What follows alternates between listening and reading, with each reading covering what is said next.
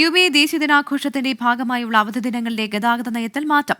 ഇത് സംബന്ധിച്ച അറിയിപ്പുമായി Dubai road and transport authority.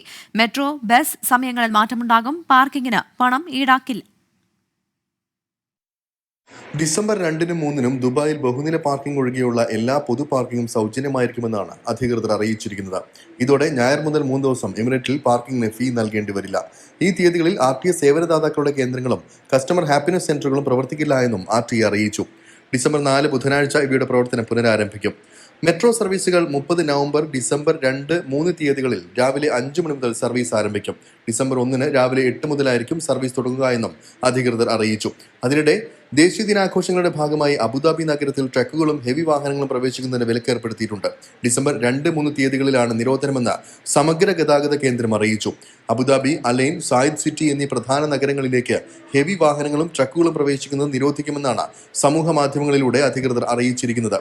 നഗരങ്ങളിലെങ്ങും പരിപാടികളും ഷോകളും അരങ്ങേറുന്ന സാഹചര്യത്തിലാണ് പ്രവേശന വിലക്ക്. വാരാന്ത്യം കൂടി ചേർത്ത് 4 ദിവസത്തെ അവധിയാണ് ദേശീയ ദിനത്തോടനുബന്ധിച്ച് ഇത്തവണ UAE സർക്കാർ സ്വകാര്യ മേഖലാ ജീവനക്കാർക്ക് ലഭിക്കുക. ഈദ് അൽ ഇത്തിഹാദ് എന്ന് പേരിട്ടിരിക്കുന്ന ദേശീയ ദിനാഘോഷങ്ങളുടെ ഔദ്യോഗിക വേദി ഇത്തവണ അബുദാബിയിലെ അലൈനാണ്. 24 ദുബായ്.